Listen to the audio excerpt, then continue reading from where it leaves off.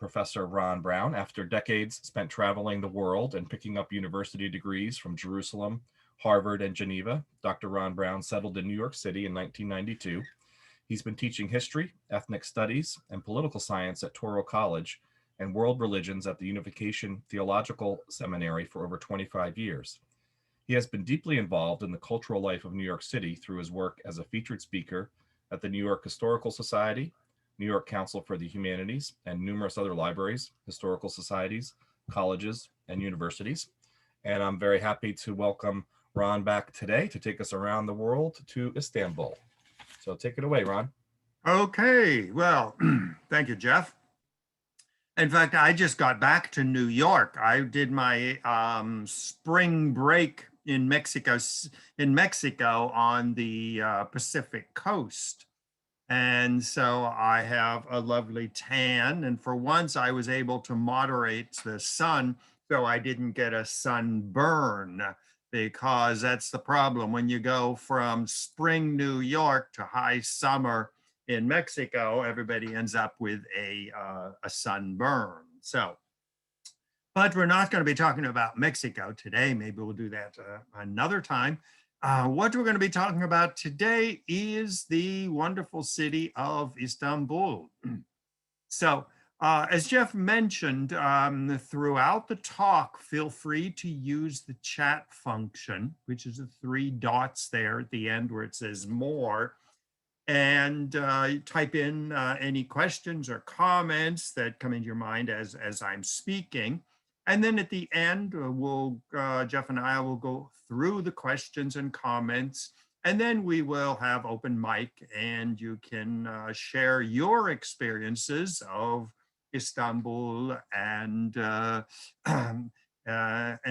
can answer any questions you might have. So this is a continuation of our series, which I've been doing for quite some time, on the great, wonderful cities of the world, because I am a great traveler, and I'm always accumulating more information on new and exciting cities.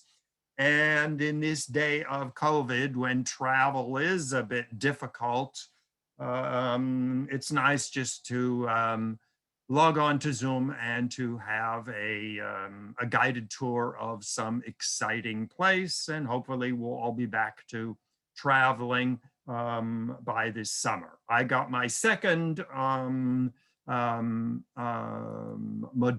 shot yesterday evening, so I'm not using my left arm too much, but it is a bit painful, but oh, that's what you got to do. So our topic for today is Istanbul, and I'm sure a lot of you have been there, and it's very much in the news these days. Turkey is an up-and-coming claimant to a world power.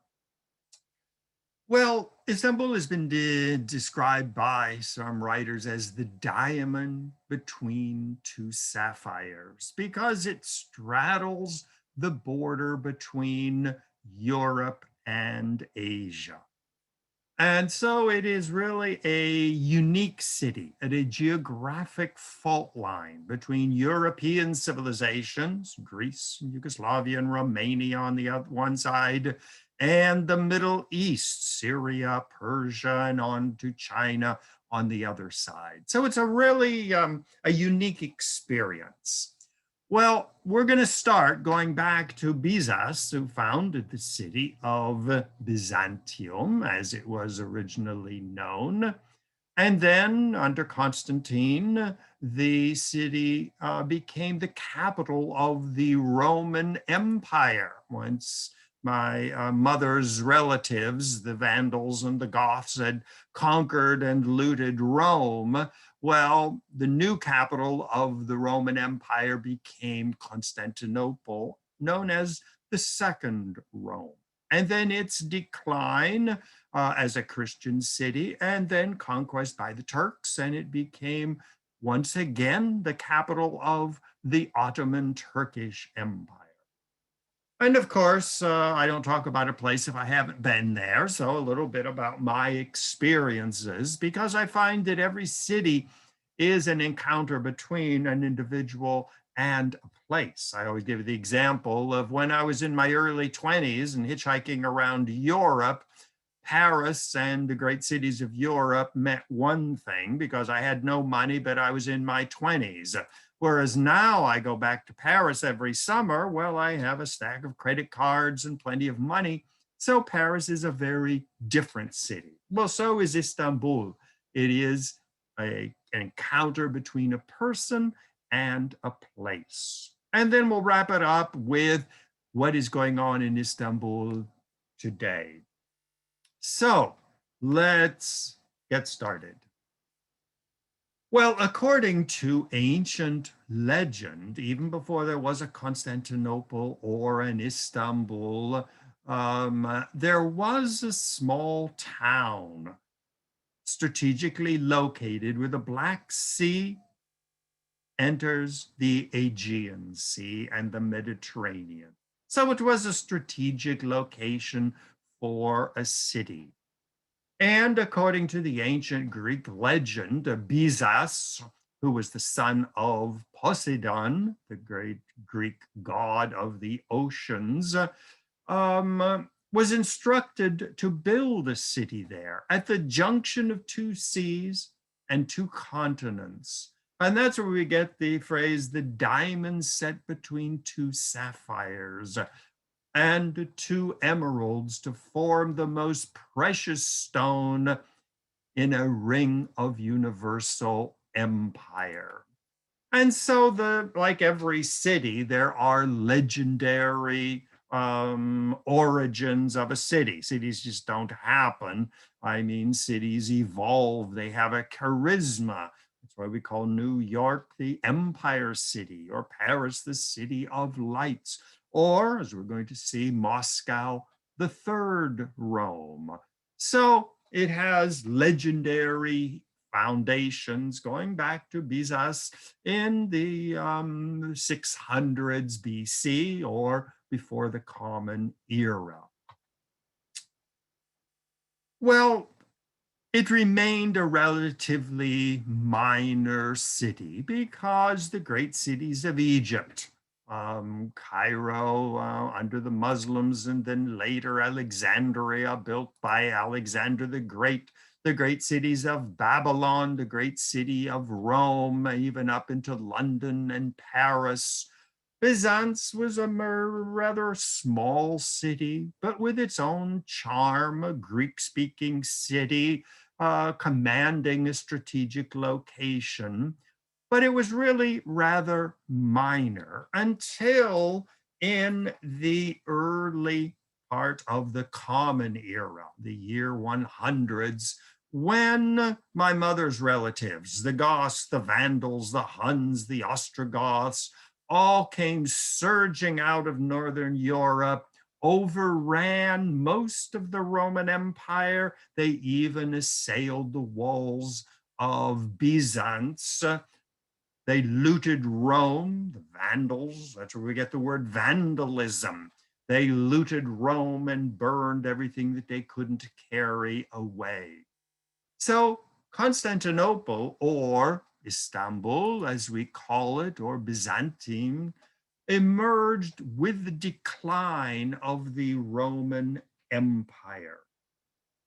So the shift of the capital of the Roman Empire from Rome to Byzantium was a major shift eastward.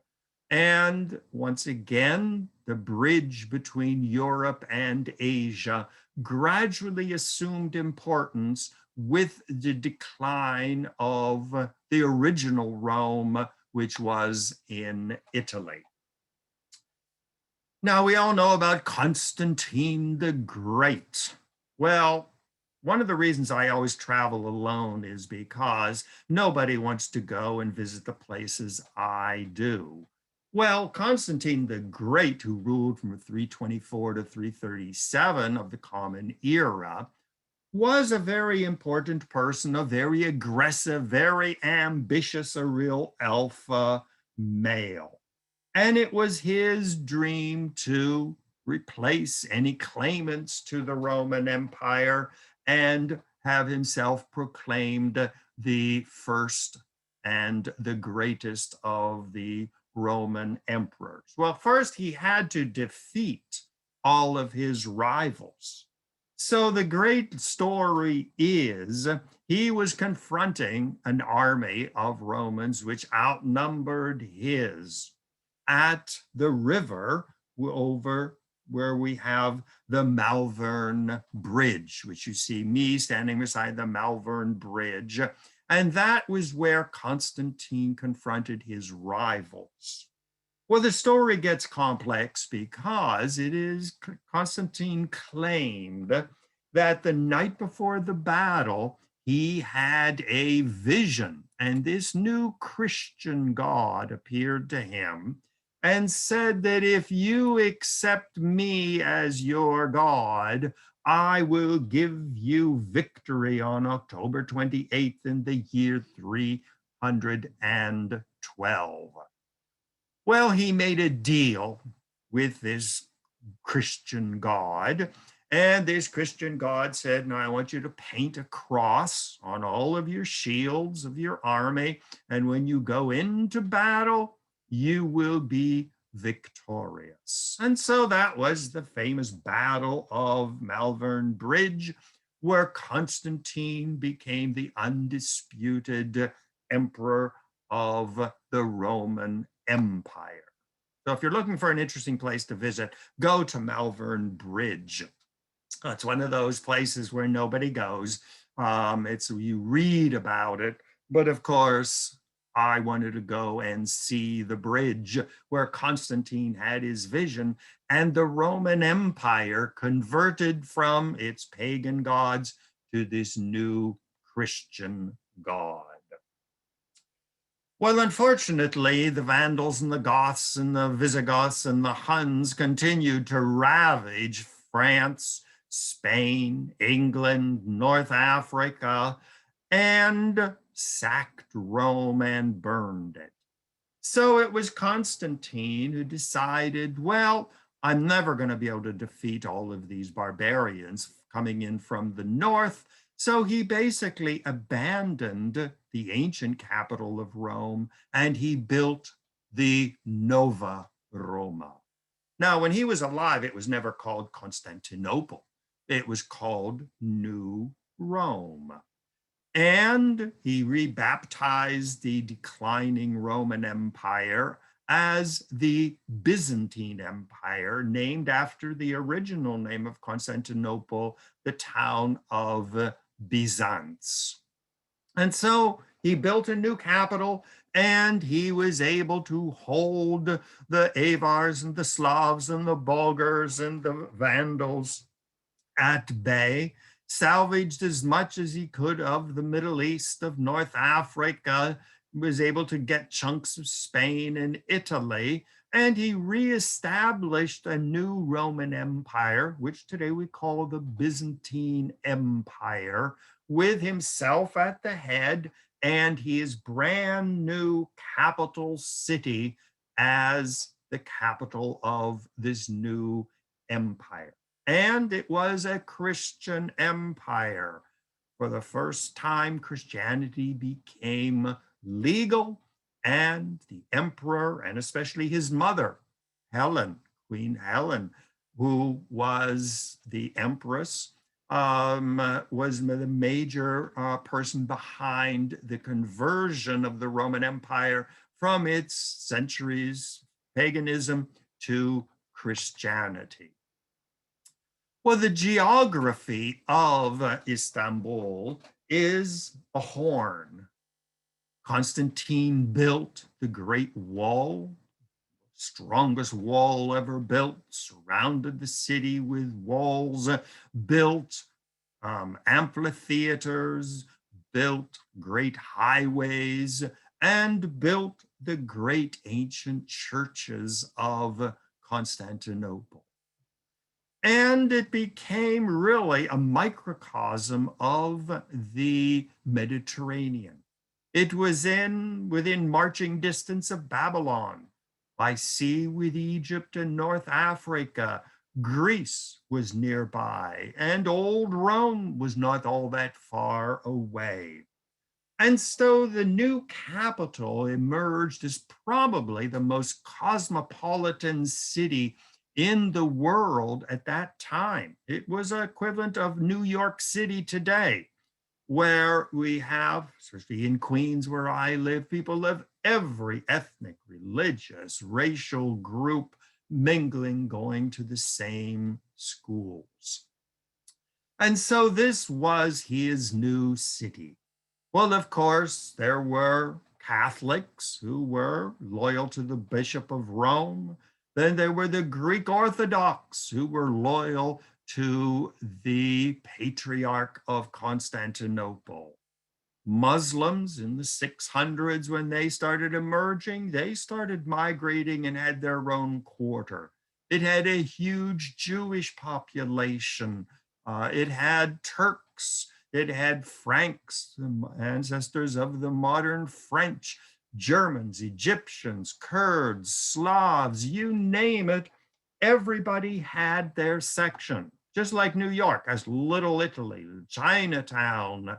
Well, Constantinople prided itself in being a microcosm of the world, right on the intersection of Europe and Asia. Well, as a new Christian empire, the Roman and Greek temples were gradually suppressed, and Christianity became the main religion of the Byzantine Empire. In the year 537, the largest building ever built on the face of the earth was built, and this is Hagia Sophia. The name Sophia, which means wisdom, and Hagia in Greek, which means holy wisdom or saint wisdom. Sometimes it's referred to as Saint Sophia, but it means really holy wisdom. On the right, we see the interior of this magnificent domed structure. In fact, the interior is much more beautiful than the exterior, because the exterior was built with buttresses, these giant stone constructions to hold the walls up so that the weight of the dome wouldn't come crashing down. So it's rather strange looking on the outside.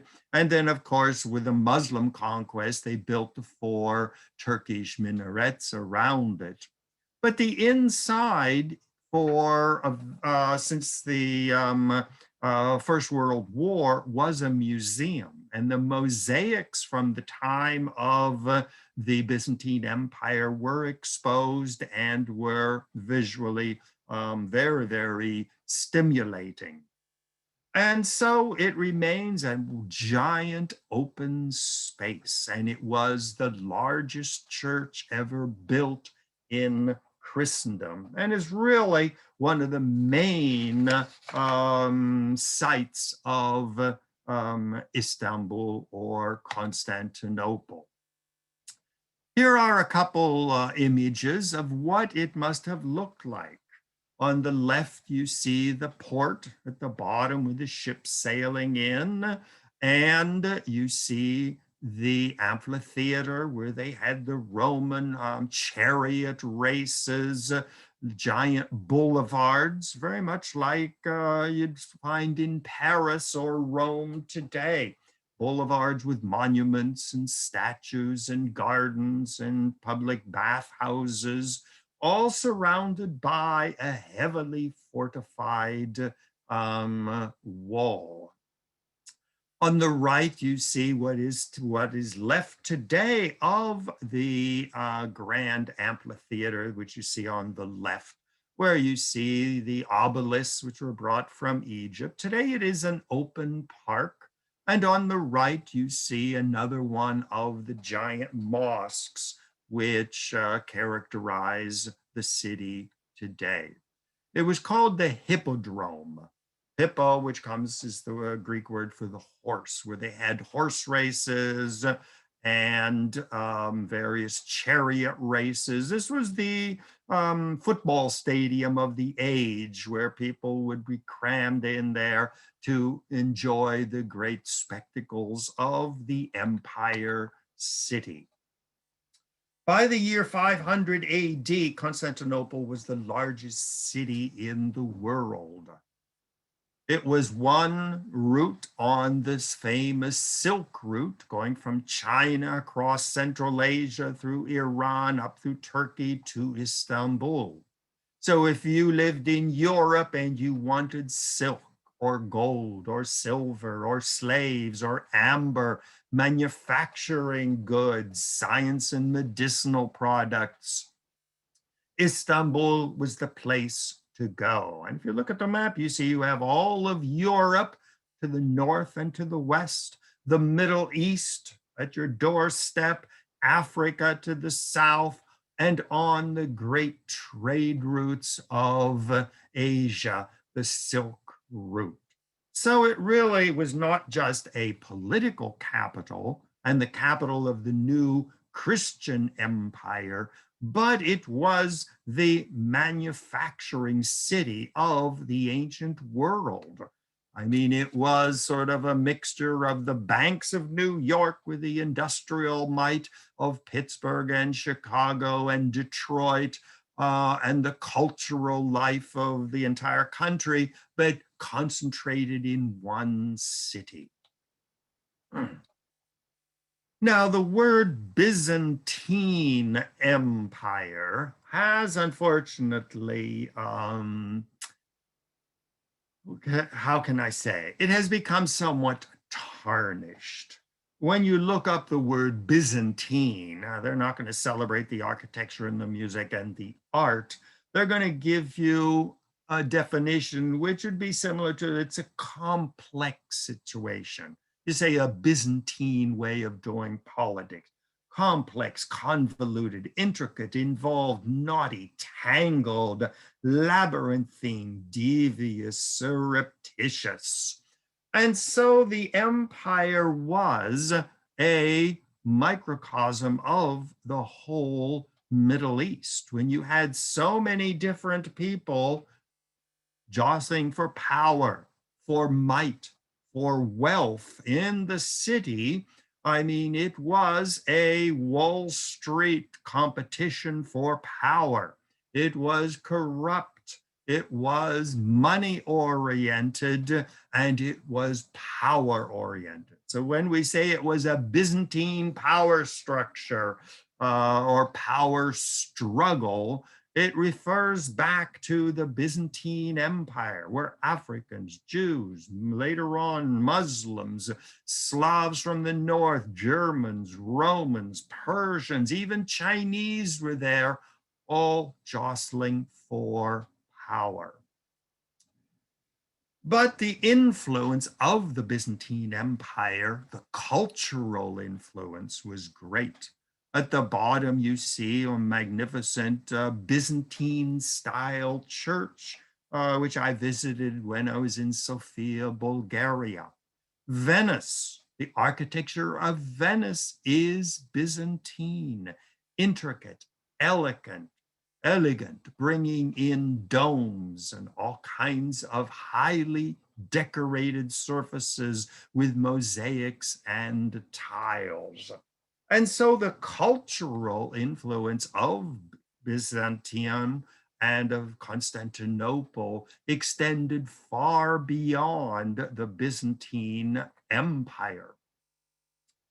The Byzantine Empire was also, following the split with the Pope in Rome or the Bishop of Rome, Constantinople became the headquarters of what is today the Orthodox Church. Now, the Greeks have the branch of the Orthodox Church, which is the Greek Orthodox. You have the Ukrainian Orthodox Church, the Russian Orthodox Church, Romania, Serbia, Bulgaria. These are all branches of the Byzantine Orthodox Church. Large numbers of Christians, the majority of the Christians of the Middle East have accepted the Patriarch of Constantinople as their Pope. So the Christians of Syria, Lebanon, Palestine, Israel, Jordan, and Iraq all look towards Constantinople as the residence until today of the ecumenical patriarch of Constantinople. So he's like the Pope of the Greek branch of the church, like the Pope in Rome is the Pope of the Western branch of the Christian church. Today it is Bartholomew I who is the patriarch, who still has his palace and his main cathedral in Istanbul, even under the Turkish. Another characteristic, negative characteristic of the Byzantine Empire, it was the prominence of eunuchs. Now, a eunuch is a young boy who has been castrated. So he grows up usually overweight, does not develop a beard, has no sexual interests or ability. And these people rose to great prominence in the Byzantine Empire. The only other empire that had a huge core of eunuchs was the Chinese Empire. Which was based on eunuchs. Some of the greatest generals of China and the Byzantine Empire were eunuchs because they were non-threatening. If you were a eunuch, you were loyal to the emperor because you had no wife and children to pass on any power to. So the eunuchs were the perfect servants, perfectly obedient to the emperor because they had no other interests, they had no family. Now, gradually, Constantinople began to decline with the rise of Islam. Islam, which started emerging in the 600s, spread out of Saudi Arabia up into Palestine and Syria, across into Egypt, and gradually moving up the coast and forcing its way into what is today modern day Turkey, and eventually besieging the walls of Constantinople. Well, Constantinople, as a Christian city, on the border between the rising Muslim world and Christian Europe, became a fortified position in the battle against Islam. Well, of course, we know about the Crusaders of France and Germany and Spain and Italy, who went out and liberated the Holy Land from the Muslims and setting up the Kingdom of Jerusalem. They set the Kingdom of Edessa, Lesser Armenia, the Principality of Antioch, the County of Tripoli, as a way for the Christians to try to win back the Middle East from the rising Muslim power. But of course, the Muslims proved stronger than the Christians, and even the Kingdom of Jerusalem and the other Crusader kingdoms were gradually destroyed, and Islam continued to expand, approaching the walls of Constantinople. But yet Constantinople, behind its walls, held out. Here we see the rise of Islam from Mecca and Medina, spreading up into Persia, Afghanistan, Central Asia, across North Africa, up into Spain, even taking over Sicily and Sardinia, and gradually aiming at the last vestiges of the Second Rome, Constantinople. Well, Constantinople held out for as long as it could, but eventually A new people entered the story, converted to Islam in the 6th century, and these were the Turks who came out of what is today Afghanistan, Mongolia, and Siberia, and spread and took over what is today Turkey. And they infused new life into the Islamic empire, and they were intent on finally conquering the gem of the Middle East, Constantinople itself. Well, the Turks, who today control Turkey and who control Constantinople, were a relatively newcomer. In fact, there are more Turks in China and Kazakhstan, Turkmenistan, Uzbekistan, and Azerbaijan. There are more Turks in these places than there are in Turkey itself. So the Turkish language family and ethnic family is a very sprawling family from the people, the Uyghurs, which are very much in the news. They speak a Turkish dialect. Kazakhstan, Turkmenistan are Turkish-speaking people. Well, gradually the Turks expanded from Central Asia, took over what is today modern-day Turkey. Most of the people eventually converted to Islam. The Greeks and most of the Jews ended up either leaving or large numbers accepted the new religion. Finally, in 1453, the Muslim, and under the leadership of the Turks, they were able to conquer Constantinople. And here we see the map of the, I guess that's purplish color, showing the last remains of the Byzantine Empire with its capital, Constantinople, the Second Rome. And so the Roman Empire, in the guise of the Byzantine Empire and Constantinople as the Second Rome, almost overlapped with the life of Christopher Columbus. And so we see that the Byzantine Empire just hung on as long as it could, but finally in 1453, the city was conquered. Well, the Turks renamed it Istanbul, which comes from the Arabic phrase Islambul, which means Islam abounds or Islam has become victorious.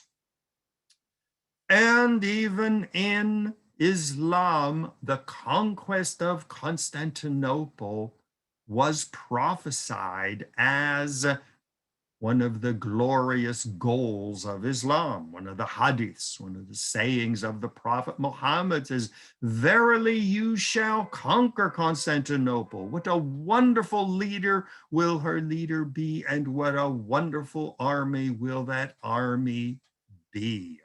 And so the conquest of Constantinople marked this rise and the supremacy of Islam in the Mediterranean world. Well, from Constantinople, a new empire emerged that was even greater than that of the Byzantine Empire. North Africa was taken over by the Turks. In modern day Iraq, Saudi Arabia, Israel, Palestine, Syria, Lebanon, Turkey, southern Russia was taken over, and even Budapest was conquered by the Turks. I lived in Budapest for a year, and you still see the great Turkish public baths with their big Turkish domes, their mosques all over Budapest. Most of them have been turned into churches. But Constantinople was reborn, first as the capital of the new Roman Empire, the Second Rome, and then under the new name Istanbul, it became the capital of the Ottoman Empire. Once again, bridging the great and ancient civilizations of Europe with the civilizations of Egypt and Babylon and Mecca. So a new empire was based in Constantinople. Well, between 1500 and 1750, Istanbul was the largest city in Europe. The only one city that rivaled it in size during this period was possibly London. Here again, the statistics are difficult to say, to argue, but still, it was one of the largest cities in the Europe. Until today, it is the largest urban agglomeration in Europe with a total of 15 million people. And here on the map, you see the various neighborhoods on both sides of the sea. You have Asian Istanbul, and you have the European Istanbul, with the Black Sea to the north and the Sea of Marmara and the Mediterranean to the south. So Istanbul remains one of the largest urban agglomerations in the world. Guangzhou is 45 million, Tokyo 40 million, Shanghai 36, Jakarta 31, New York 20, approximately 20 million in the urban agglomeration. So Istanbul remains one of the largest, not cities, but urban agglomerations. Now, the Ottomans really had their own culture. It really flowered because when the Turks and the Muslims took over Constantinople, the people were generally given freedom of religion. In fact, Constantinople, which became Istanbul, was once again a cosmopolitan city. Large toleration for Jews, for all kinds of Christians, even pagans were tolerated. Now, a famous artwork of the Ottoman Turkish Empire is calligraphy. The Turks were rather strict Muslims, and so all the Roman and Christian statues and mosaics were either destroyed or painted over. The only artistic work that the Turks were allowed to really explore was calligraphy. So even the elephant up in the upper right, it's not really an elephant. It is a sentence in Arabic with the letters arranged so that it looks sort of like an elephant, but it's not really an elephant. Because the Ottoman Turks, the Sunni Muslims, were very much like the Jews in not permitting graven images, whether they are statues or paintings. And so everywhere you go in Istanbul, on the outside of buildings, even the posters that you see advertising recent movies will feature absolutely magnificent calligraphy on the inside of mosques, on the outside of mosques. Very unique Turkish art form. The centerpiece of the new Muslim city of Istanbul was the Topkapi Palace, which dates from the 1400s. It is a maze of buildings, constantly growing and expanding on a hilltop overlooking the straits. In many ways, it is a bit of a disappointment because when we go to Versailles, for example, or the Winter Palace in Moscow and St. Petersburg, we're used to these beautifully well-designed and well-laid out parks with buildings balanced on both sides with big monumental archways and everything. Whereas the Topkapi Palace grew over the centuries, every caliph, every king adding on rooms, adding on palaces, demolishing a part and building anew. And so it is really a maze of buildings attached one to the other with a little garden here and a mosque there with a dome, a tower over here, the women's harem over there. Now, this was another very important function for the eunuchs as castrated men. They were the only male figures who were allowed into the women's harem because they had no sexual desire and couldn't produce children.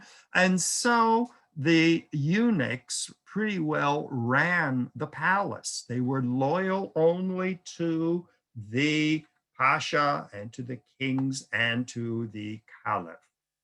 The palace itself is magnificently decorated.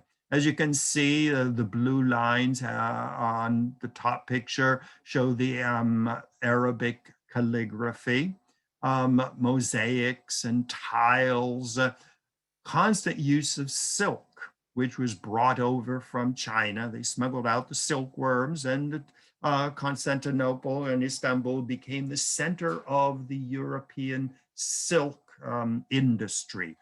Porcelain, fountains galore, beautiful crystal chandeliers brought from Venice and Italy, ivory brought from Africa. I mean, luxuriousness over decoration is another aspect of the pejorative term Byzantine, which the Turks adopted with all of its splendor. This is a map of the Topkapi Palace. And as you can see, it is just a maze of courtyards and corridors and palaces and mosques and audience rooms. That it's not the kind of place where you visit on your own because you will constantly get lost. Now, one of the most interesting episodes in Istanbul is the development of the tulip. Now, we think of tulips as, I'm speaking now here in the middle of Queens, the tulip is bursting forth. This was the national flower, if you will, of Istanbul. Very carefully cross-breeding to get everything from beautiful white tulips to absolutely black tulips. Well, when the Turks besieged Vienna and occupied Budapest, they introduced the tulip to Europe. Well, the Europeans had no idea what the tulip was, but they discovered it, and the Turks were the master tulip cross breeders.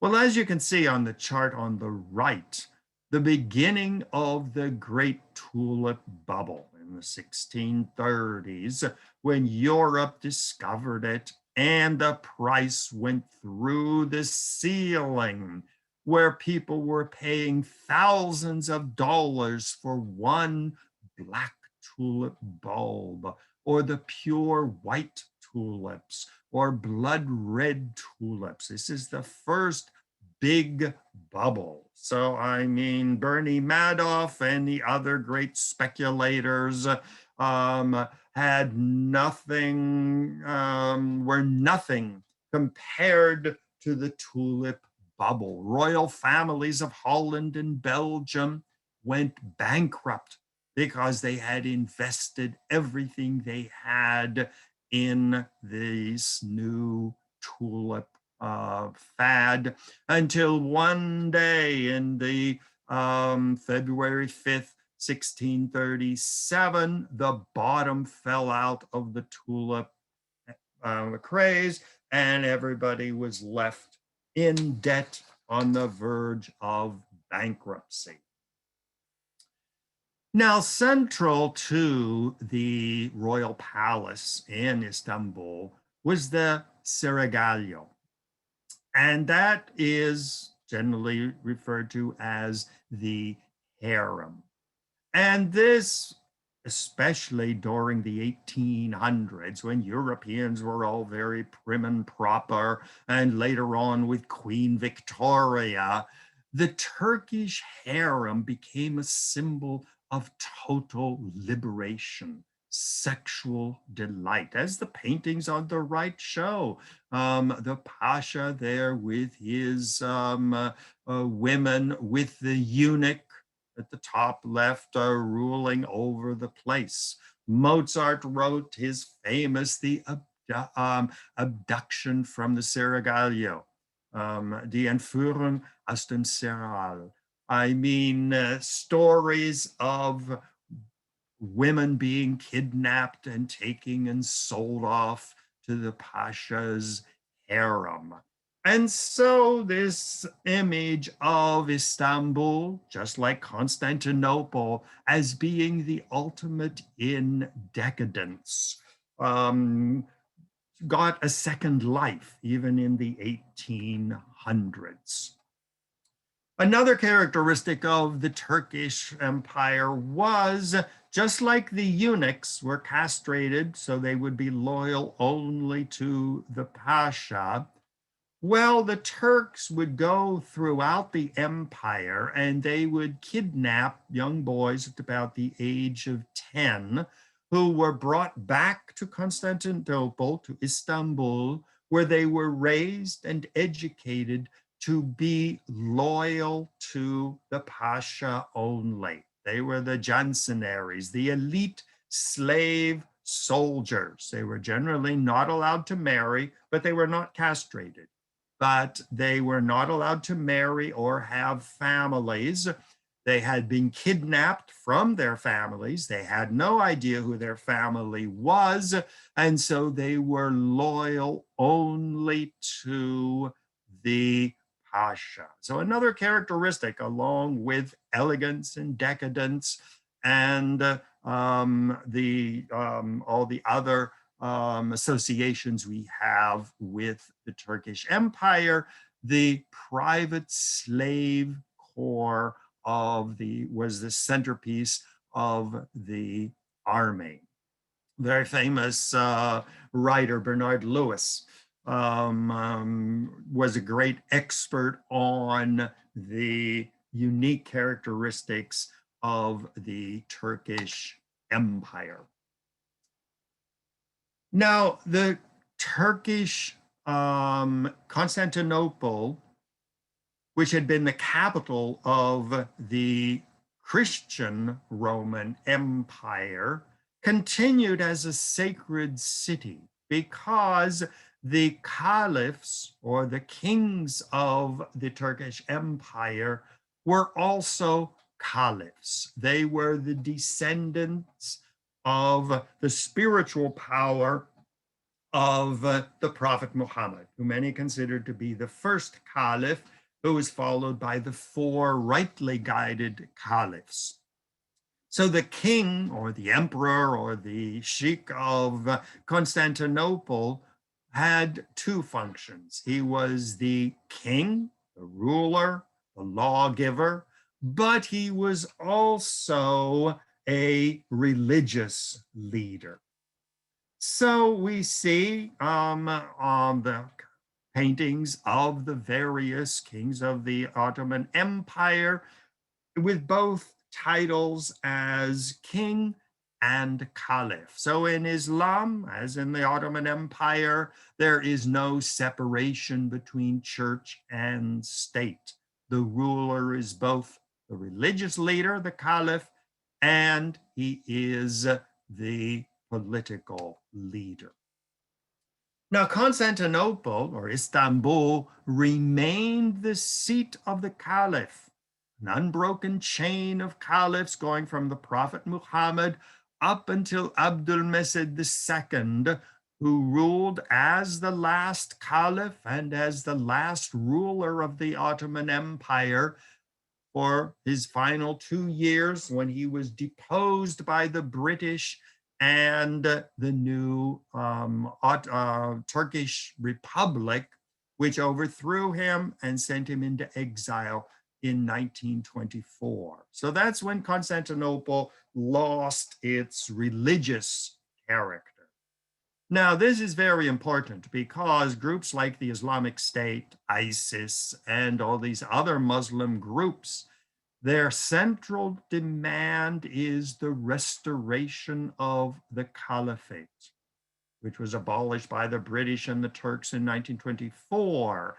And so their goal is to reunite the Muslim world, from Indonesia to Morocco and from Bosnia to the middle of Africa under a new caliph. Well, until today, Istanbul remains a sacred city. Here we see the Blue Mosque built in 1609. Once again, you see the constant repetition of the domes, which trace themselves back to the Byzantine church of Hagia Sophia. And you see the interiors of the mosques. In the middle picture, that is the pulpit where you go up for the Friday and Saturday prayers. The windows in the Blue Mosque are famous because it floods the interior with light. And they definitely highlighted the mosaics and the colors of the Blue Mosque. Another highlight of Istanbul are the Turkish baths. Even in Israel, where they have the famous Hammam Turki, which means the Turkish baths of Jerusalem, dating back to the time of the Turks. Budapest has magnificent Turkish baths. Once again, hot rooms, cold rooms, hot bath tubs, cold bath tubs, beautiful domes. I mean, people just luxuriating. I had so many fond memories of the baths.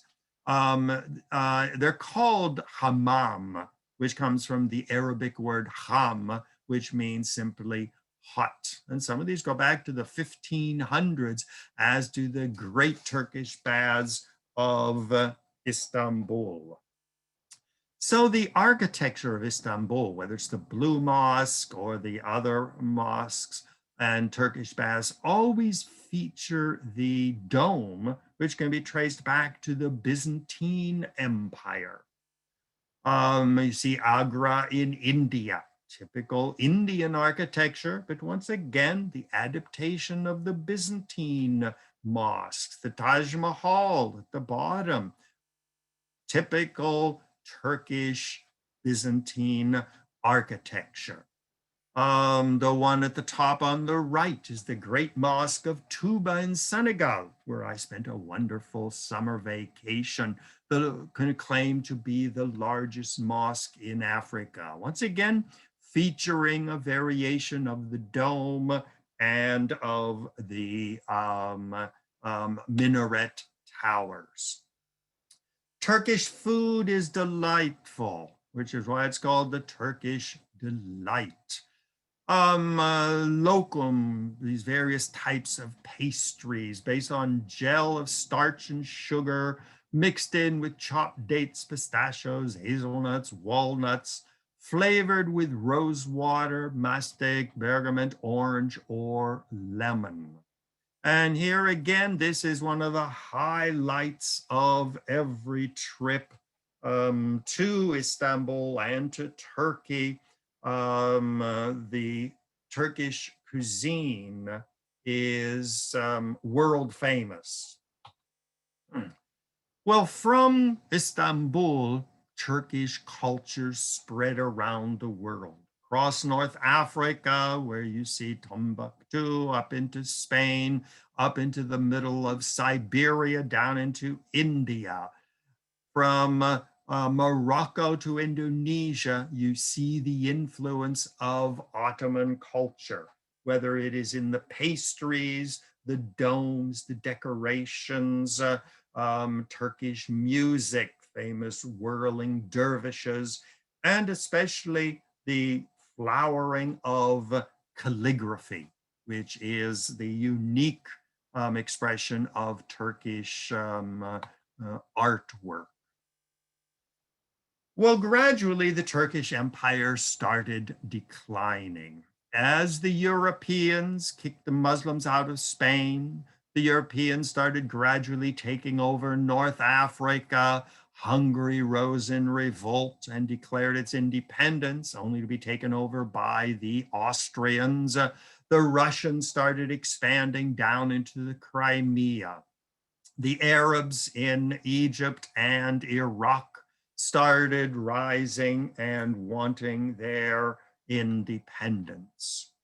Well, along came World War I, 1914, 1918, when the remnant of the Turkish Empire sided with Germany and Austria. And as we all know, Turkey was on the losing side. So all of its possessions in Europe, except for a small area around Constantinople, its areas in North Africa, Egypt, and the Middle East, and the Caucasus, and southern Ukraine and Russia, were stripped of it. What remained was the map which we have of Turkey today. The caliphate was abolished. Ataturk, and you see his tomb, which is in Turkey, in Ankara, declared a secular republic. So the caliphate, the religious state, was abolished, and Turkey was going to become a Western secular country like the United States. The fez, the typical Turkish religious hat, was abolished. Women were forbidden to wear the veil. The alphabet was switched from the Arabic alphabet to the Latin alphabet. Men started wearing white shirts and ties. Women started wearing skirts and blouses. Education was modernized. And Ataturk, who ruled from 1923 to 1983, drug Turkey kicking and screaming into the new century. He moved the capital from Constantinople or Istanbul, with all of its religious associations, and made a new city, Ankara, as his new modern secular capital. Now, I visited Istanbul twice. The first time I was on a vacation in Bulgaria, and this rickety old bus pulled up and said, "We are going down to Istanbul. You want to go along for the ride?" And I said, "Sure." This was back in 1990. Well, I didn't realize that they were a bunch of Russian smugglers smuggling out gold and coins and amber, which they were taking to Constantinople, to Istanbul, to sell on the black market, buy drugs, and take them back to Russia. Well, they needed a nice American tourist to give the bus a little bit of legitimacy. And I only found out later that I was used as a front. But for $10 to go for an all-night trip from southern Bulgaria into Constantinople, I thought that was one of my adventures, which if I had to do it again, I'd probably hesitate, but I did it. Well, it was still a very, very secular city when I was there. It was my second visit in 1992. That should be the second visit. I went, and there was a change taking place. Ataturk's secularism was being replaced by the revival of religion. And this was a major change. They started arresting women who were wearing scant bathing suits on the beaches. Alcohol was being forbidden to be sold in public. Posters advertising Western movies were being censored. And so Turkey was shifting gears from Ataturk's secular regime, modern regime, and it was returning to Islam. Even Hagia Sophia, the original Byzantine cathedral, which had been turned into a mosque, Ataturk turned it into a museum. Well, now it is once again a mosque as Turkey becomes more and more Muslim oriented.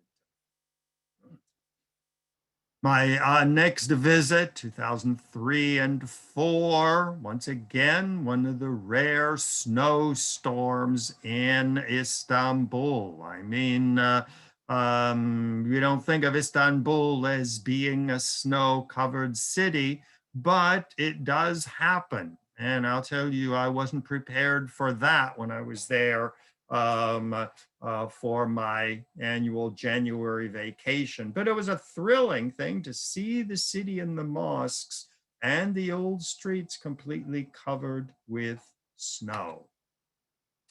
So Turkey today is a battlefield. You have the rise of political Islam, where Turkey is withdrawing from association with the United States and Western Europe and becoming a major Muslim power. Some people are wearing Ataturk's t-shirts on the right to show that they oppose the return of Islam, teaching of Islam in the public schools.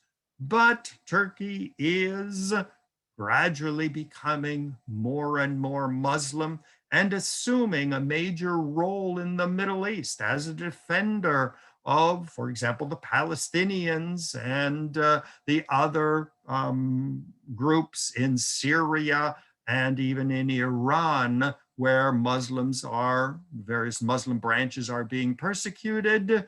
Turkey is playing a very important political role as the defender of Islam.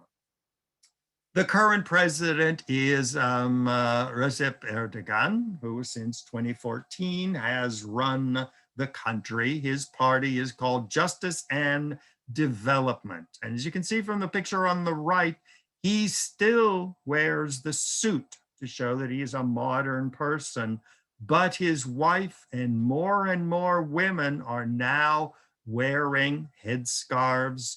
You don't see the chador, the head to the toe, very much, but at universities and the wives of my Turkish friends, even if they were scientists and doctors, their wives were starting to become more and more religious.